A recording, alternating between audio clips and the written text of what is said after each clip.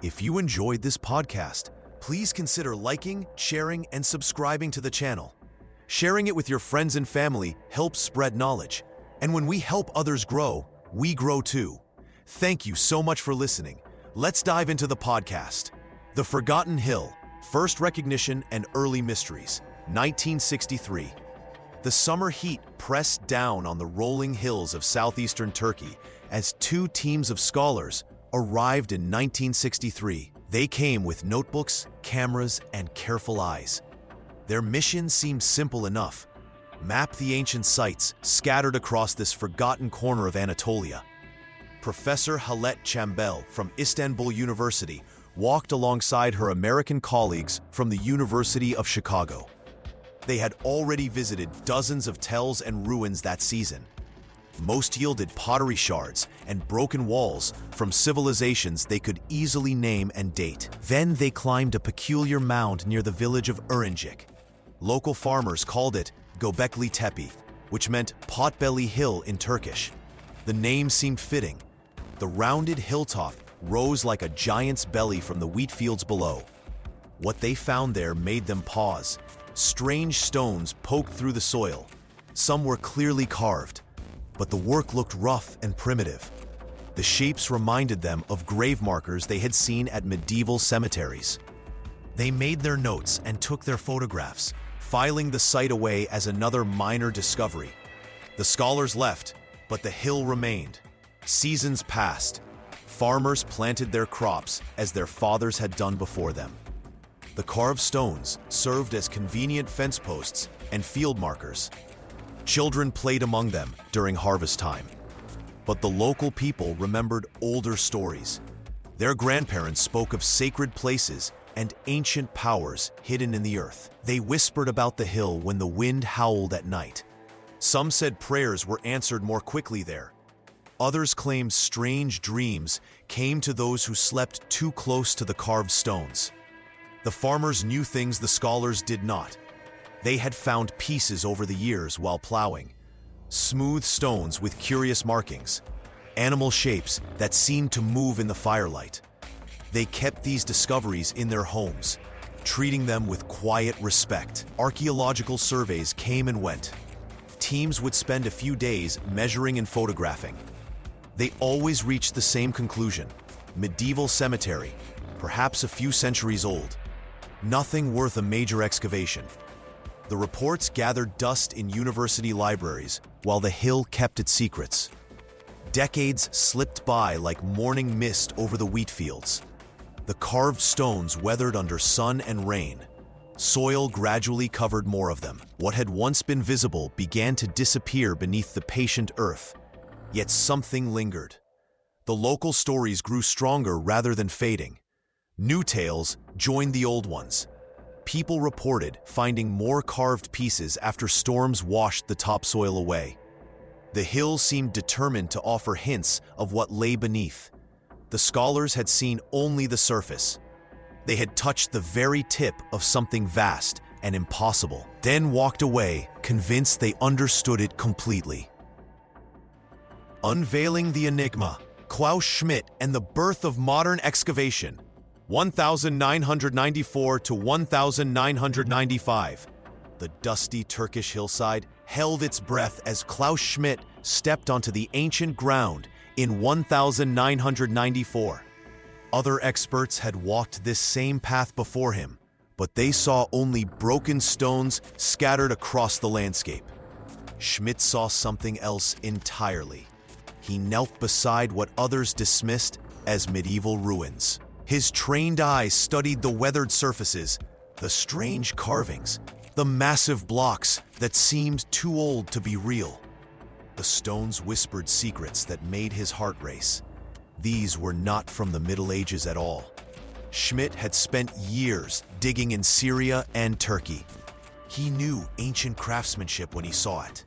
The quality of these carvings, the way they captured animals with such lifelike detail, belonged to a time much older than anyone imagined possible. But convincing others proved harder than finding the truth. Academic colleagues shook their heads when Schmidt shared his wild theory. They pointed to their textbooks and timeline charts. Humans from 11,000 years ago were supposed to be simple hunter-gatherers, they said. Such people could never build something this complex. Schmidt refused to give up. He wrote letters, made phone calls, and presented his case with quiet determination. The German Archaeological Institute finally agreed to support a small excavation. In 1995, the real work began. The first day of digging changed everything. Schmidt's team brushed away centuries of soil and revealed something that made them gasp.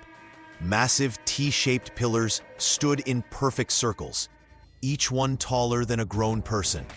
The carved animals seemed to watch them work. Word spread like wildfire through the archaeological world. Experts flew in from universities across the globe. They came expecting to prove Schmidt wrong, but the evidence spoke for itself. Carbon dating confirmed what Schmidt already knew in his bones. This place was older than Stonehenge, older than the pyramids, older than pottery or farming or any of the things that supposedly marked the beginning of civilization. The discovery turned history upside down. If hunter-gatherers could create such magnificent architecture, what else had experts gotten wrong about our ancestors? The questions multiplied with each passing day. Schmidt worked tirelessly, knowing he had found something that would rewrite textbooks. The Turkish government provided protection for the site. Funding began to flow as the world realized the importance of what lay buried in this quiet corner of Anatolia. Each new season brought fresh surprises. The circles were larger than anyone guessed, the carvings more detailed, the implications more staggering. Schmidt had opened a door to the past that could never be closed again. Hunter-gatherers and the first monuments, evidence that reshaped human history. 1995 to 2007. The massive pillars stood like silent giants, their surfaces covered in creatures that seemed to watch from another world. Schmidt and his team worked carefully, brushing away centuries of dust from stone carvings that shouldn't exist. Wild boars snarled from the rock. Serpents coiled around ancient symbols. Vultures spread their wings in eternal flight. But where were the houses? Where were the pottery shards and grinding stones that marked every farming village? The team searched for weeks. They found stone bowls and flint tools. They discovered animal bones from wild gazelles and deer. Yet nowhere could they find traces of wheat storage or permanent homes. The carbon dating results arrived like a thunderbolt. The pillars were 11,600 years old. This made them older than Stonehenge by 6,000 years, older than the pyramids by 7,000 years. Built when humans were supposed to be wandering hunters, not monument builders. Dr. Schmidt stared at the evidence spreading across his desk. The bones told a clear story. Wild animals, not domesticated sheep or cattle. The tools spoke of hunting, not farming. The location itself sat on a hilltop with no water source nearby. No permanent settlement could survive here. Yet somehow these wandering people had carved 20-ton pillars and arranged them in perfect circles. They had created art that rivaled anything from later civilizations. They had built something magnificent, then walked away. The archaeological community buzzed with heated debates. Professor Manning from Oxford argued that farming must have started earlier than anyone thought. Goldstein from Berlin insisted that complex society required agriculture first, not the other way around. The old textbooks suddenly felt wrong. Schmidt proposed something radical. What if these hunters had gathered not for food or shelter, but for something deeper? What if they had come together because of shared beliefs? What if religion, not farming, had sparked the first great human achievements? The animal carvings seemed to support this wild idea. Each creature held meaning in hunter societies. The wild boar represented strength. The serpent meant transformation. The vulture carried souls to the afterlife. This wasn't decoration. This was sacred art. Teams from 12 countries arrived to study the site. They brought ground-penetrating radar and advanced dating equipment. Each discovery raised new questions. How had people without metal tools shaped such perfect stone? How had they moved pillars that weighed as much as trucks? The implications grew stranger with each passing month. If hunters could build Göbekli Tepe, then everything about human development needed rethinking. Perhaps our ancestors were far more sophisticated than anyone had imagined. Perhaps they had gathered in great numbers long before they learned to plant seeds. The ancient site kept its secrets close, but each carved animal and mysterious symbol whispered of a time when the impossible became real. New revelations and controversies, conservation, expansion, and global impact, 2008 to present. When Klaus Schmidt passed away in 2014, Göbekli Tepe lost its most passionate guardian. But the ancient site refused to rest. New teams arrived from Istanbul University and the German Archaeological Institute, bringing fresh eyes to mysteries that had puzzled Schmidt for decades. The world took notice in 2018 when UNESCO granted Göbekli Tepe World Heritage status. Suddenly, tour buses began winding up the dusty hills.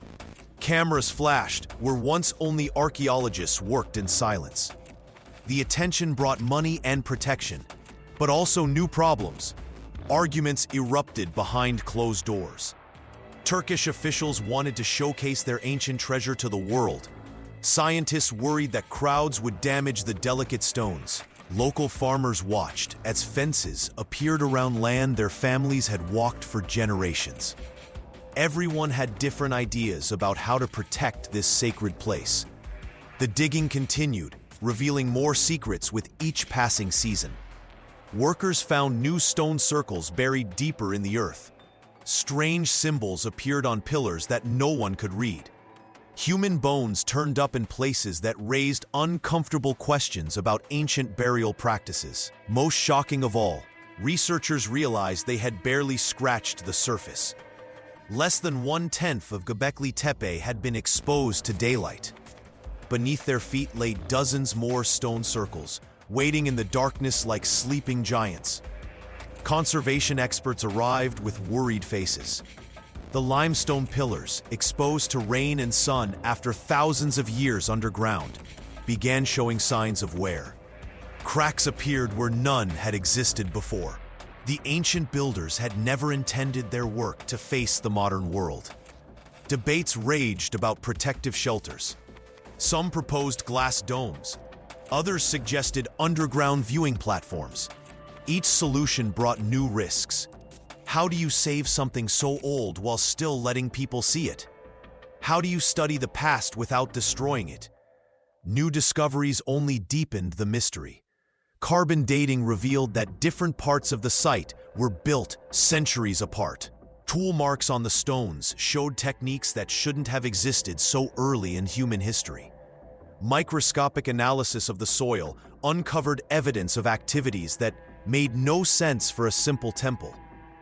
Government ministers visited with grand plans for hotels and visitor centers. Scientists pleaded for patience and careful study. Meanwhile, the stones themselves seemed to mock all human efforts to understand them.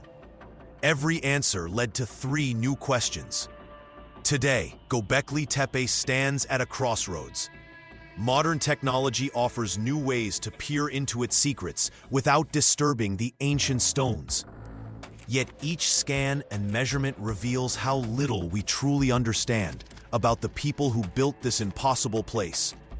The site continues to change everyone who encounters it. Visitors leave with more questions than answers. Researchers find their assumptions crumbling like old pottery. The mystery grows deeper, not shallower, with each passing year.